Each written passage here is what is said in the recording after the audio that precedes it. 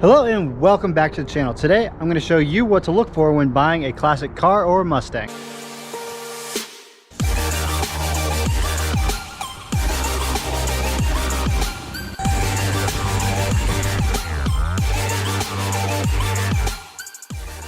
So first we're going to go over what to look for when buying a car, and then we're going to talk about what different types of cars there are out there to buy grade wise and what you should expect to see on those cars when looking at them. So first, let's start by looking at the body and the frame of the car.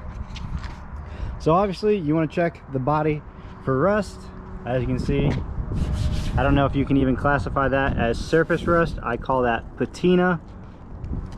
But then you want to go around the car. If you have a magnet, which I meant to bring one, you want to check behind the wheel wells to make sure there's no Bondo in there and that it's all solid metal. As you can hear, that is all solid metal. And then you want to check your door, make sure there's no rust on your doors. And then back here on the rear quarters behind the rear tires, this is a really common place for rust on old vehicles because dirt, water and stuff gets flinged up from the tire and catches back here and rusts out. So you want to go and look at the body on both sides to make sure it's all solid, and then you want to look at your frame. So as you can see right there, there's one frame rail. You want to check to make sure it's solid, and it continues under the car.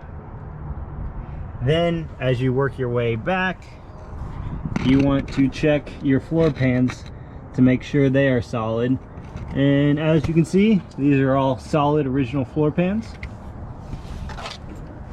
And then you can go back under the rear tire. There's a frame rail right there. Then once you've inspected all those frame rails, you're going to want to get in the trunk and inspect your trunk floor pan. Now that we're in the trunk, you can see I have all my spare parts in the trunk, because you never know when a Ford logo is going to fall off and you're going to need to replace it. But anyways, you can pull your carpeting back if it's still in the trunk. Check your floor pans on your driver and your passenger side underneath the spare tire. Make sure those are both solid. You can also check your wheel wells while you're back here, the inner linings of them. And then once that's all solid, you can make sure your trunk lid is all solid with no rust. Then obviously check the passenger side, do the same thing. Check for rust in the rear quarters, front quarters, the door. You can open up your door, check the door jambs. Underneath is a very common place for rust. As you can see, I'm missing my weather stripping. I've yet to put it back on. And then you can also check your door seal here. I don't think that is as common of a place to rust, but always check it. And then if there's a convertible and you're able to, there will be another essentially C channel right here. You'll want to check it if the carpet's out. It'll be a lot easier, or you'll be able to also check some of it from underneath. So once you check the whole body for rust, then I would go ahead and go into the engine bay. So before we jump to the engine, I forgot completely all about this part of the car. For restorers, it's kind of a big deal because if this spot is rusted, it is going to take a lot of man hours to fix it. And it is the cowl right here. So underneath there is basically a piece of sheet metal. So water essentially, I believe how it works is it drains off the window, it drains in here, then it drains all the way down through here, down the side of your fender, and then it comes out that hole right there. As you can see, I've been beating the crap out of the side of my car and all that dirt has come out. So actually, when I bought my car, hopefully I've got some pictures, this whole cowl was packed full of mud. And it looked like it sat under a pine tree forever. So I completely forgot about looking at that when I purchased this car. To me, if these are rusted out, it's not that big of a deal because A, they make these covers that go over them, so if you do drive your car in the rain, you can stick that on there and it'll help keep it waterproof. B, this car, any car I own that's a classic, unless I purposely buy it to be daily driven, will never be driven in the rain. This one doesn't come out even if there's a 10% chance of rain. So to me, it's not that big of a deal, because if that's rusted, water will end up going into your interior, then rusting out your floorboards. So that's a lot how that happens. So that's another place to look for rust, because if there is rust there, I've never had to do it. I haven't talked to people who've had to do it, but essentially you take the whole front of the car apart, fenders, hoods. You gotta take the windshield out, I believe, as well. And there's like 200 spot welds for this piece that gets welded on top of that piece. So you gotta drill all those out, pull that out, and then cut that section out, weld it back in, weld this back in straight, put the window back in, and then put the car all back together. So it's very time intensive, even though the part is only like probably less than $100, but you'll probably have over $1,000, easily over $1,000 in labor to get it done if you're paying someone to do it. So that is another common place you want to look for. Luckily, both our cars, this one and the red one, or yellow one, did not have rust on there. So now let's go to the engine bay.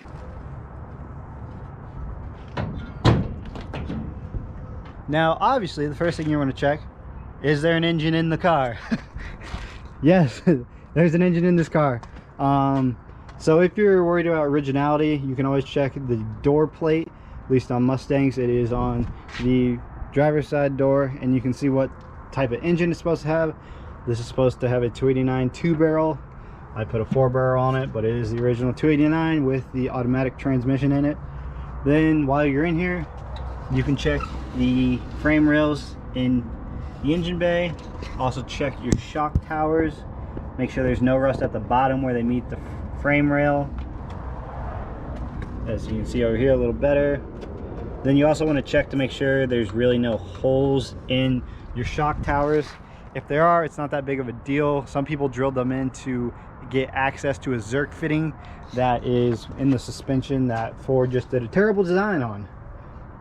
So while you're in here, check, make sure engine's there, no rust obviously, and then you can go ahead and start the car to see if there are any noises. So while the car is running, you want to listen for any ticking, grinding, or anything like that. With the 64.5, there was a really bad ticking noise. I'll throw that video up. Then I'll explain after we get done with the engine what it was wrong with that. But you want to listen and see if there's any ticking or grinding noises. That could be concerned of something could be wrong with the engine, or it could just be a simple lifter is loose and you just got to tighten it down and ticking will all go away. But then you can rev it up, make sure it sounds healthy, and then if you want to listen for misfires, you can go back to the exhaust, and if it doesn't have a giant cam in it, it should kind of sound like this, and you shouldn't have any misfires or lapses in essentially noises, so you shouldn't have any burbles in it. So once you confirm that it runs good and all that, you can take it on a test drive obviously, but we're not going to do that because obviously you just want to make sure it shifts in all the gears.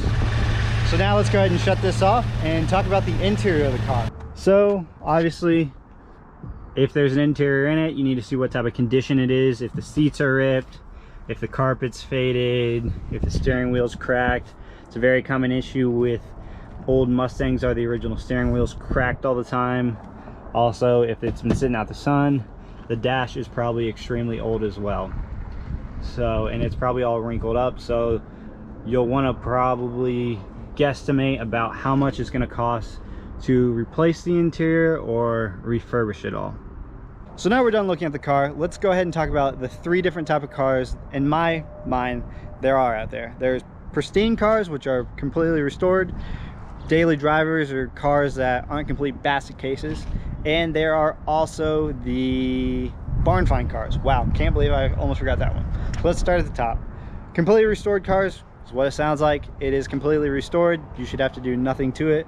Paint should be in good shape, engine should run good, interior should be good, it should be turnkey, and you don't have to do any work to it unless you want to personalize it.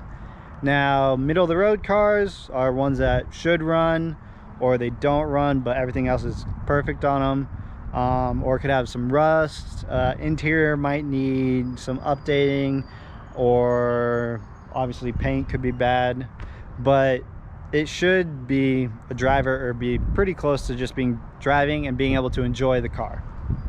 And then there are barn find cars, which obviously this one was when I purchased it. It doesn't run. It probably needs a brand new interior, needs paint. There could be some rust in it. Rust is a big thing for me because I live in the north where all the cars rust. So that is a big thing I look for, and what I evaluate if I'm going to purchase the car or what I'm going to pay for it is how much rust there is. Even though sheet metal is one of the cheapest things you can get on these cars from what I remember, don't quote me on that, but the labor to do all that work, if you're not doing it yourself, is going to be very expensive. So that's one thing to keep in mind. So I hope this video helps you see what to look for when purchasing a classic car. Thanks for watching. Hope to see you guys here next time.